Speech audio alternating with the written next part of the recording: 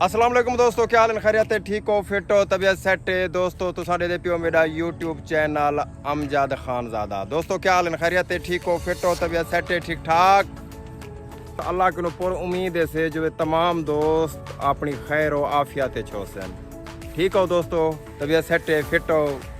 मैं क्या दोस्तें नाल थोड़ी जी बट कड़ाक ला गिनूँ ते बिजली के बिल भरिए से बहु महंगे बिजली के बिल एक परेशानी है बिजली के बिल भरन दी ते ओ बिजली के बिल भरते खड़े थे ते एक नवा वत भी आ साढ़े वास्ते परेशानी, कुआरियां वास्ते परेशानी बढ़ गई है। हकीम शहजाद लूहा पहाड़ उन्हें वत दूजी शादी कर दी है।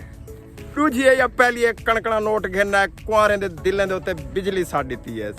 हकीम शहजाद शूजाबाद आला हकीम है जरा लूहा पहाड़ मशहूर है, ऊ शादी कर दी है। कुआरे होंडे देखना अपने माँ प्यो दे मुंह दे होते जो भी आया के जिन्ना मेरे वाली कर सिर खाली है ते 45-50 के करीब है ते ओ शादी कर दी है। कुआरे हों परेशान जो भी आया के सारी भी शादी थी वे ते असा कोशिश जो जो भी असा उन्हें वास्ते दुआ गोए से जो भी अल्लाह पाक उन्हें को हौसला देवे ते उन्हें दियां रातां अच्छी गुजरन, रातां जेरियां अच्छियां गुजरन।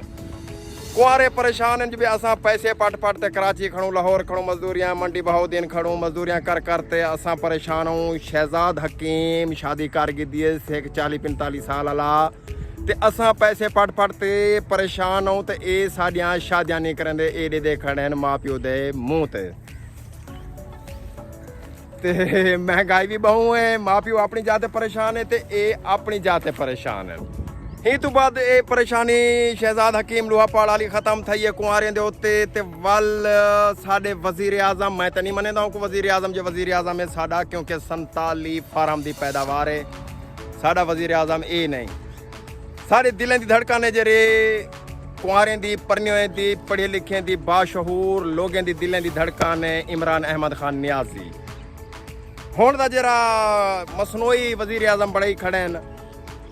वो एक नेज़ा सट है सारा बिरा पाकिस्तान दी मकबूलियत पाकिस्तान को मिसाल तौर ते अवाम को खुशी तो थी है, बिल्कुल खुशी थी है जो भी मुल्क का नाम रोशन किते। इस लकड़ सट है एक छिक दी नेज़ा जी को आदन नेज़ा सट है ते सारा जरा मसनूई वजीर आजम है जी को बढ़ाया गए 47 फार्म की पैदावार उन्हें को 10 करोड़ दा ऐलान किते बे 10 करोड़ इनको दिता वने, 10 करोड़ों को दे दिते ने या दिते ने ऐलान कर दिते। परेशानी की गल तो यह है जो भी या तो दिता हुआ असा अपनी जेब दे विचों, ये असा गरीबें दा टैक्स, असा गरीबें दा पैसा ओ मसनूई वजीर आजम है जरा 10 करोड़ एक बड़े बड़े कारनामे लोकें किते, कुरान मजीद दा हिफ्ज किते ने, किरत की ने पूरी दुनिया दे विच कई मुल्कें दे विच उन्हें अपने अवार्ड हासिल किए। हाफिज कुरान जेरियान अवार्ड हासिल किए ने, उन्हें को कहीं नहीं दिता। बड़े बड़े मुकाबले थे पहलवाने दे, कुश्तियां लड़ियां, बड़े गोल्ड मेडल घेनते हैं पाकिस्तान दे विच ते उन्हें को भी ये जरा बड़ा इनाम नहीं दिता गया। लेकिन सारा मसनूई वजीर आजम उन्हें जरा ना 10 करोड़ का ऐलान कर दिते। टैक्स तो है साढ़े उत्ते, लगना तो है साढ़े उत्ते, महंगाई तो भोगनी है असा सारे जेरे जुल्म थींदे पे ने कुआरियां दे उत्ते थींदे पे। अगर 10 करोड़ क्या अपने अकाउंट दे विचों अपनी जेब दे विचों 1 करोड़ जो देवा भला भी असा मनुआ ये भी साल जियां कि जे किया कुआरियां दा ही साल भी नहीं पर नहीं सकते।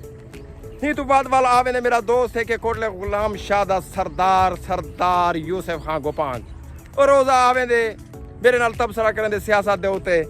ओ आदे नॉन लीग ठीक है ते मैं आदा PTI ठीक है, इयां दे मेरा ब्लड प्रेशर हाई करवे दे। कंजूस है, इंतहाई कंजूस है। हे कोटले दा खान है सरदार, साड़ा भी सरदार है, साड़ा भिरा है मोहसिन है। इयां दे मफदा ब्लड प्रेशर हाई करवे दे किने नहीं सी किता जो बे कोक दा 1.5 लीटर की दिया वे ते साको ठड्डा चा करे, मेरे को ठड्डा चा करे आया के वे हिंदे दिल ते बिजलियां गिरई वेना जियां कि सियासत दी तबसरा कीती वेना, खूनी दा गरम की वदा। बड़ा कंजूस है जो कि नहीं मजाल जो 1.5 लीटर कोक दा ठड्डा यख गी दिया ते पिलाया उस चा ते हुण साकू देसो इजाजत। अल्लाह हाफिज। ये हक कुआरे दे उत्ते लूहा पहाड़ ने बड़ा जुल्म किते गरीबे नाल कुआरे नाल ਉਹਨੇ ਤੇ ਦਿਲੇ ਨਾਲ ਖੇਡੇ 40-50 ਸਾਲ ਦਾ ਥੀ ਤੇ ਉਹ ਨਵਾਂ ਇੱਕ ਕਣਕਣਾ ਨੋਟ घेना है ਨਵਾਂ ਮਾਡਲ घेना है ਜਿਹੜਾ ਕੁਆਰਿਆਂ ਦੇ ਉੱਤੇ ਉਹਨੇ ਆ ਤੇ ਬਿਜਲੀ ਸਪਰੇ ਕਰ ਦਿੱਤੀ ਹੈ ਸਪਰੇ। मेरे YouTube चैनल अमजद खानजादा को सब्सक्राइब करें तो बेल आइकन को भी दबा छोड़े जो नेक्स्ट आने वाला वीडियो तुम्हारे तक पहुँचते रहा। अल्लाह हाफिज।